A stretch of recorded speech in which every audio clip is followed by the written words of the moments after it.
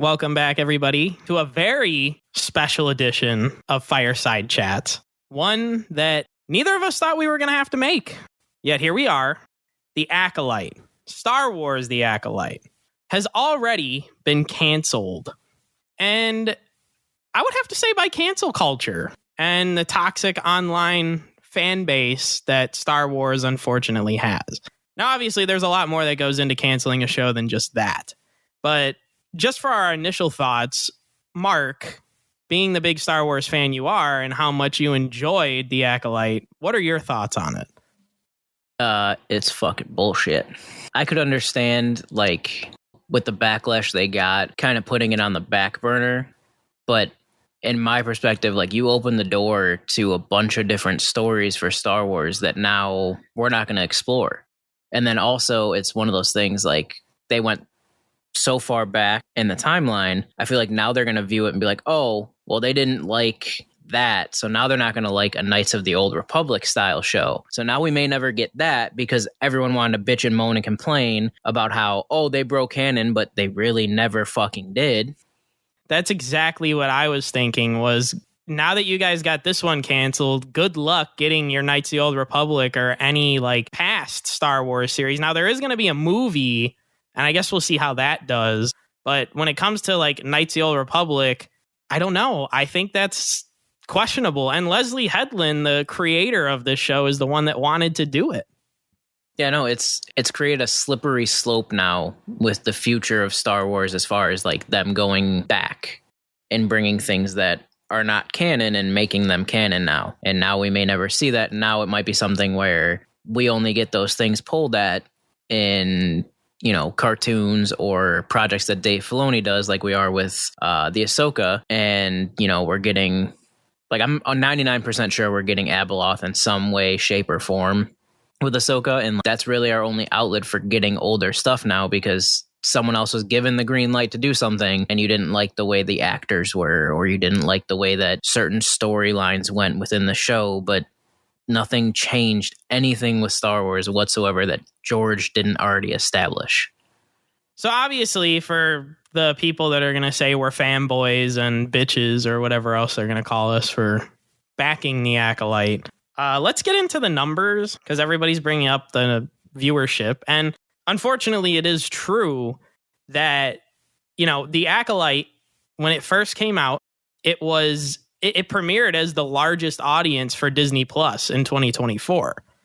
As the weeks went on, the viewership did fall. And by the season finale, it did have the lowest viewed Disney Plus finale of any Star Wars project. So there is that. And the other aspect that we have to take into account is that the budget was $180 million.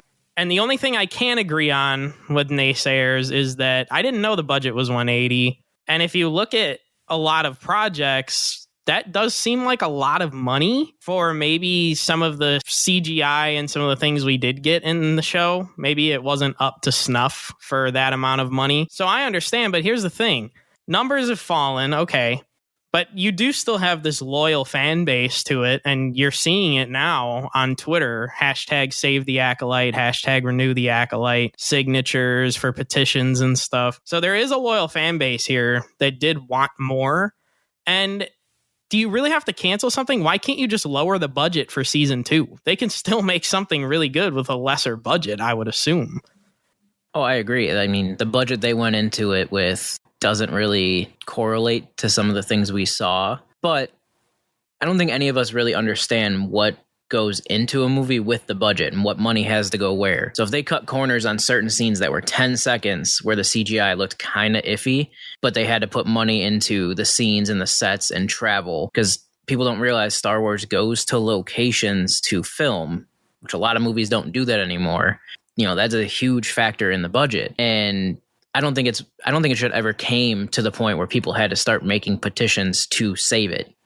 It should have never got to that point. And that goes back to the day and age that we live in, where, you know, when A New Hope came out, for example, there was probably billions of people that thought this is fucking stupid. This will never work. Why did they even make this? And now, with the day and age we live in, those people now have a outlet where it's viewed and seen, but I think Star Wars and Disney needs to take those opinions with a grain of salt because it doesn't portray the whole fan base. Something that a lot of people don't know is that everybody's favorite movie, Empire Strikes Back, was hated when it first came out, actually, by a bunch of critics. A lot of people don't know that.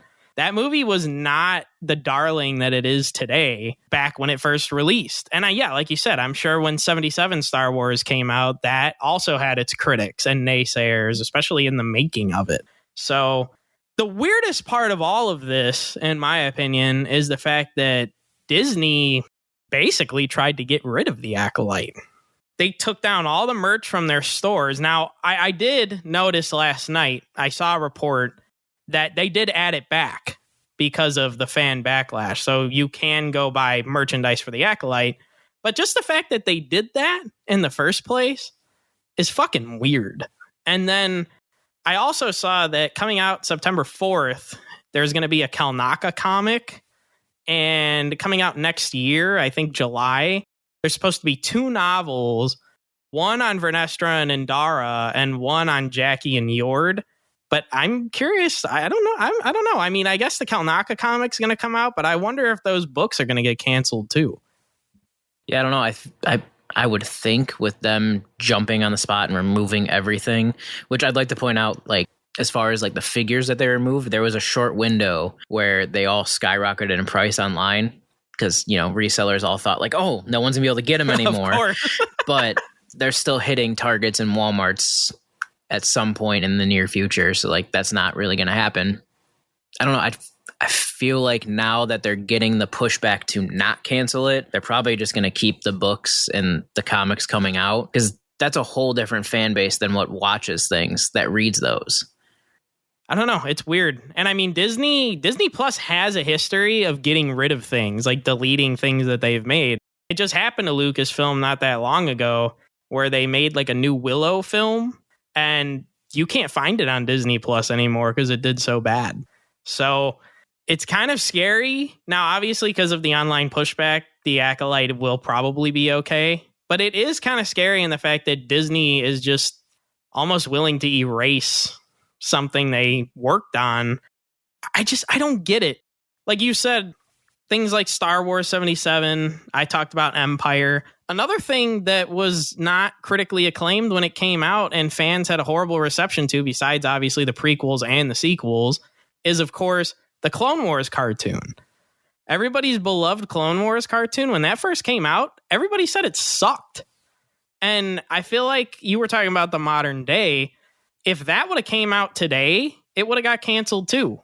And that cartoon didn't get better until it was a few seasons in, and now it's one of the most beloved things ever. And I think that was where the Acolyte was heading.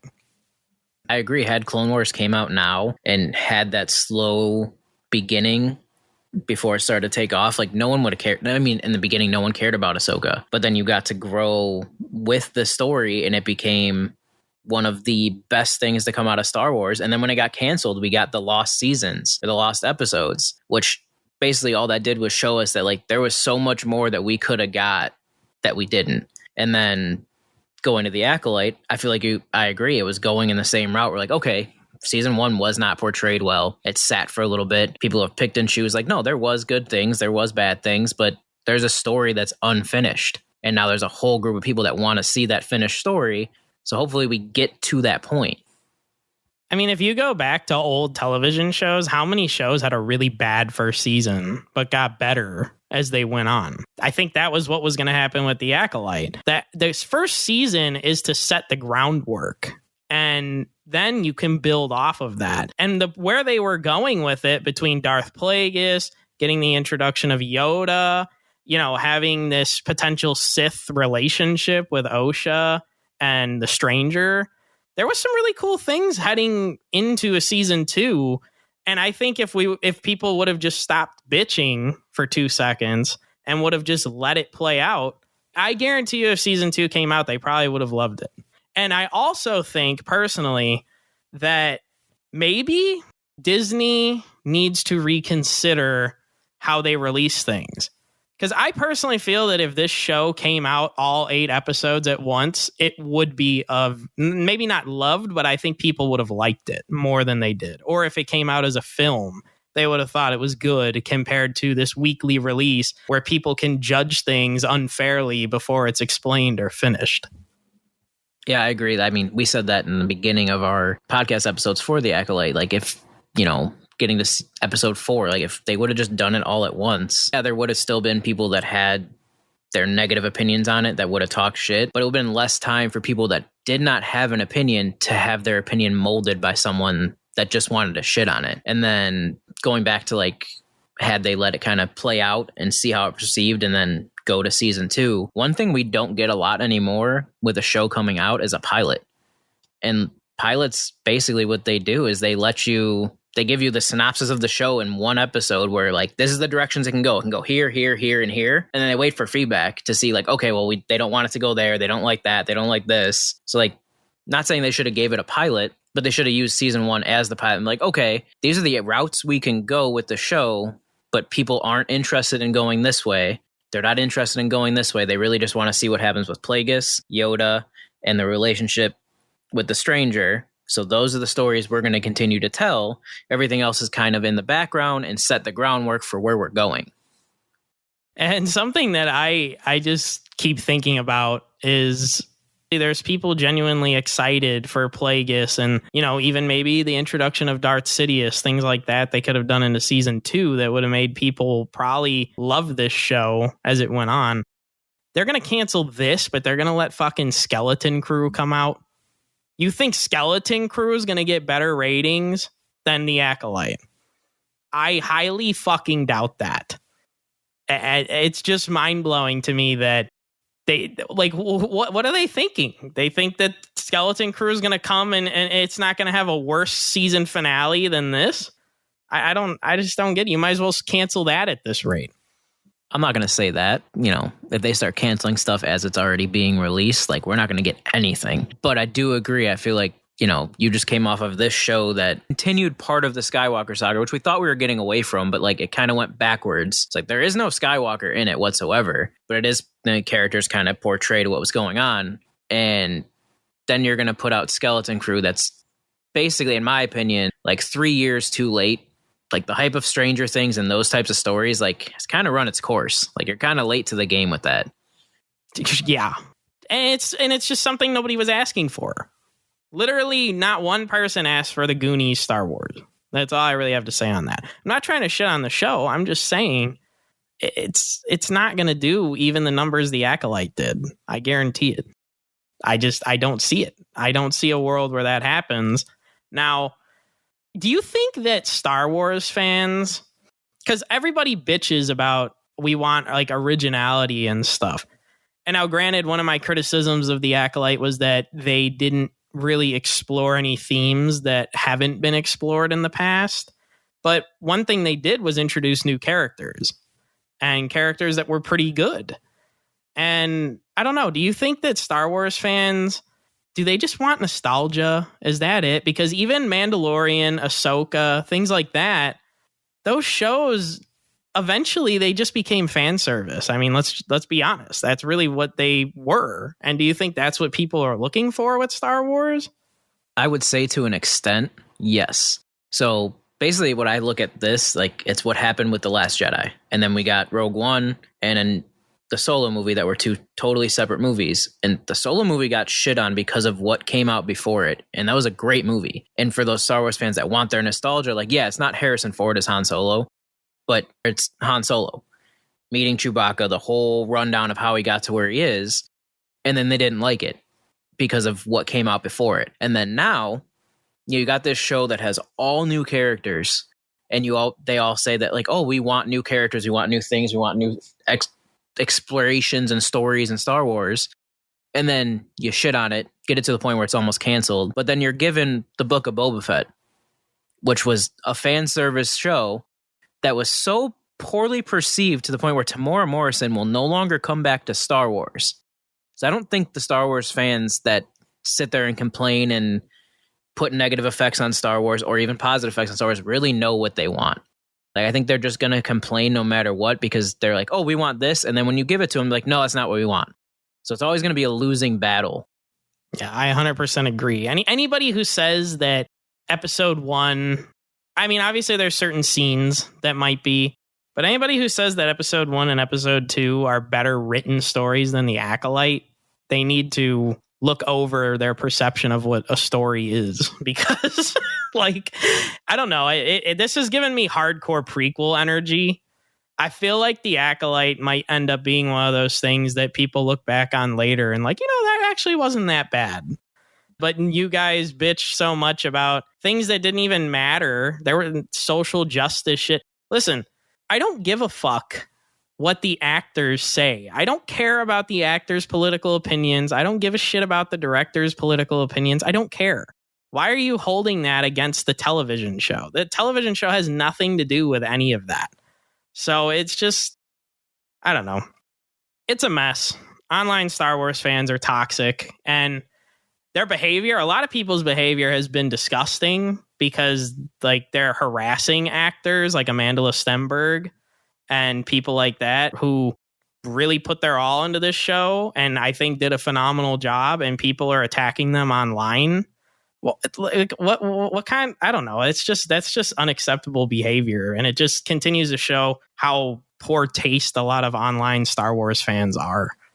Yeah, I agree. That's not something that's necessary. Like, there's fans in every category that just can't make the differential between them being actors and people. So if they're in an interview and there was a lot of complaints about this, like there's actors in the Star Wars show that were asked questions about Star Wars and they didn't know the answer. I don't care if they don't know the answer. That's where my job is. If I want to know the answer, I know the answer. They are paid to be an actor. They're not paid to know everything about Star Wars. They're paid to play the character and read their script. That is it. The writers are the ones that need to worry about knowing everything about Star Wars. The actors don't need to know shit to be a good actor. Yeah, I agree. It's not their place. It's the directors to know their backstory and all of that. Like, if they wanted to give, I don't know, who's the best actor in the world right now? I don't know, someone that people critically acclaim as a good actor, George Clooney. If he was asked a bunch of interview questions, he's like, oh, I don't know. I don't know who that character is. I just played this guy. No one would care. Like, they just want to complain and point a finger at them. Like, their job is to act, nothing else. I don't get why they would go and put, like, threats towards them. It doesn't solve anything. And there were great actors in this, too, that people loved in other things. Carrie-Anne Moss, Trinity in Matrix. She was no different in that movie than she was in this. How can you say that was bad acting? Then you also have Lee Jung-jae. He was in Squid Game. Nailed it in this show. So I don't get what all the talk is about the bad acting and stuff. Daphne Keane, X-23 in the movie that you guys just loved. It's just one of those things where I don't ever count the actors unless they have a seriously bad performance. But even at that, it's not their fault. It's the director's fault.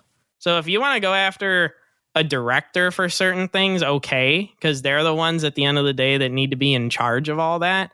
But there was nothing really here to go after anybody for. And that's what the real issue is. I'm also seriously getting tired of big corporations like Disney being afraid of like losing money. And listen, I'm not trying to say like, obviously they're running a business. They need to make money. And yes, the Acolyte fell, but you had potential. You had potential to get a season 2 and make it something even better. Build off that foundation that you built in season 1, and you could have recovered this. However, companies these days are just so afraid to take any risks. And it's like, Disney, you're a multi-trillion-dollar company. I think you'll be okay. I'm sick and tired of these companies crying like there's some local fucking grocery store that is going to die if one thing goes wrong. I just don't get it.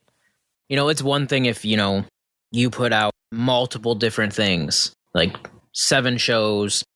Okay, not maybe not 7 shows, but like 4 shows, 2 movies, and some cartoon adaptation that all failed. Like, okay, then you need to go back to the drawing board. But to have one show that isn't perceived the best, and then you're just like, all right, well, we're going to cancel it. We're not going to do it again. That puts a worse taste in the fans' mouth than, certain parts of the show being bad. So it's just like, you just don't care at all, is all you're saying. You just care about the fact that no one watched it. You didn't make money. You don't care about the fact that you're putting out good product, or you can fix the product and still maintain those fans. Like I said, there was many shows back in the day before all this streaming shit started. And even in the beginning of streaming with Netflix, shows that were perceived okay, whatever, and they ended up becoming fan favorites as more seasons went on. The Acolyte, unfortunately, up until now, is not going to get that luxury to try and make a comeback. And it's one of those things where, like, if season 2 would have came out and failed, then yes, I can understand canceling it. But it didn't get an opportunity to even try and recover when there was good things set up for a season 2. And listen, when season 2 came out, you know the haters are going to come check it out. And there people are trying to say that, like, casual or Star Wars fans are people who don't really care about Star Wars, didn't watch the show. And that's really what hurt it overall, was people just lost interest. But the thing is, people lost interest because everybody online was bitching about it. And the thing you need to understand is that, yes, the internet is not the overall opinion, but one bad article about a show can sway thousands of people's opinions on something that they haven't even seen yet. So I know the numbers are there, but I'm blaming the Star Wars fans, the online Star Wars fans, and the toxicity of their community. I'm blaming them, and I'm blaming Disney for not manning up and putting out the money, even if it was a lesser budget for a season 2. Yeah, I agree. There's no one to blame but the fans, except for the fact that Disney just flat out decided, like, we're going to cancel it. Like, they're to blame for that part too. But for it to get to that point, like, I blame the toxicity of the fans. And I agree to that part where the budget, like, you could have just told them, like, all right, we're doing a season 2. These are the things people didn't like. This is what they did like. This is what we need to focus on. And your budget is $500,000 less. You need to work with it and see where we can go from there. Everything gets canceled too early in this era of streaming, and it's really unfortunate. But, you know, when it comes to Star Wars, The Acolyte, my favorite part about all the criticism is I've listened to plenty of YouTube videos. I've read plenty of articles. Nobody ever has anything intelligent to say. All they say is bad writing. What is bad writing exactly? I need, like, the breakdown of what these people think is bad writing, because people keep saying it's bad, it's poor, they push this, they push that, but they're not giving examples. They're just making blanket statements. And unfortunately, blanket statements is what gets the views and convinces people things that aren't true. Yeah, I agree. If you're going to say it's bad writing and you hold everything George made to the highest standard, you're a fucking idiot. Yeah, exactly. You have no opinion to say what is bad writing, because George wrote a lot of bad scenes and a lot of bad parts of Star Wars that he put out and loved, but they're not the best. And then also the thing with them saying that they pushed agendas and stuff like that. Have you watched Star Wars at all? Like, yeah, okay, Disney made The Last Jedi and all those, and Rey was the main, like, hero of those movies. Fine. I'll give you that they try to push that agenda. But wasn't it Princess Leia that basically made all of the decisions throughout the original movies? Wasn't it Padme that made the decisions throughout the prequels? So how is that not an issue for you guys? But now that we live in 2024, having a woman that has any control or any say in anything is a bad thing in a show. I don't get it. Since the 70s, Star Wars has always been progressive. And it's not, and The Acolyte isn't even progressive. That's the thing. People are just calling it that because of the actors and the director. It has, the quality of the show is not progressive. The Witches, people are calling that out as being, like, you know, forcing in LGBTQ plus. The Witches have always been in fucking Star Wars. People need to use Google. Everybody has a phone and nobody knows how to use it. So, I don't know. I'm tired of bitching about it. I'm hoping that this fan outcry can maybe convince Disney to give The Acolyte a second chance, because I see that hashtag Save the Acolyte is still trending. So that's a good sign. If it doesn't happen, it'll be unfortunate. But to me, The Acolyte, I liked it. I liked where it was going. I had my issues narratively with it too. And if you go listen to our Nerdcast, you'll hear that. We're not shills here that just lick the balls of everything Star Wars. That's not what we do. Where we're just fair. I'm a very fair, critical person. Constructive criticism, which is our literal motto. So I like The Acolyte. It's a shame that we're not going to see a season 2, but I know, at least for me, I'll always have a deep respect for it because it's what started our Nerdcast. It's what started our show, and it'll always be special because of that. Yeah, I agree. It'll always be that first show that kind of made us start doing it. And I look at it, do I want a season 2? Yes. Is there stories that I think have potential in there that I want to see unfold? Yes. If it doesn't happen, it doesn't happen. But I want it to also because there is still toys that I need from season 1 that have not been made yet. That being said, if I can find one of the petitions or whatever to go sign, I'm going to sign one. You motherfuckers, like, you literally destroyed this man's hopes and dreams of getting a Darth Plagueis figure. How fucking dare you?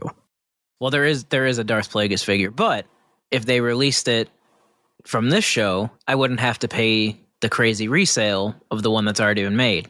So there's that. Either way, you took Darth Plagueis in live action from us, and I will never forgive anybody for that. No, and I want to name drop people that talk shit that have like Star Wars TikToks and YouTube shows, but it's not worth it. I don't like attacking people. I'll just attack the community. Anyways, that was our Acolyte canceled rant. We hope you guys enjoyed it. We hope that maybe Disney will come back to the light side of the Force and make a season 2 for the people like us that want it, or people who just are excited to explore the past of Star Wars. Because like we said, now that this got canceled, I don't know how much Disney's going to want to explore the past. But other than that, this has been Fireside Chats. Like, comment, subscribe. Follow us on Spotify. Follow us at FireTruthCast on X, Instagram, TikTok. Give us your thoughts. What did you think about The Acolyte? Did you think that it just absolutely sucked and didn't deserve another season? Do you think we're dead wrong? Or do you agree with us that the criticism wasn't exactly fair? Even though some is, a lot of it isn't. But that's really all we have to say. And we'll see you guys, hopefully, on a brighter note in a galaxy far, far away.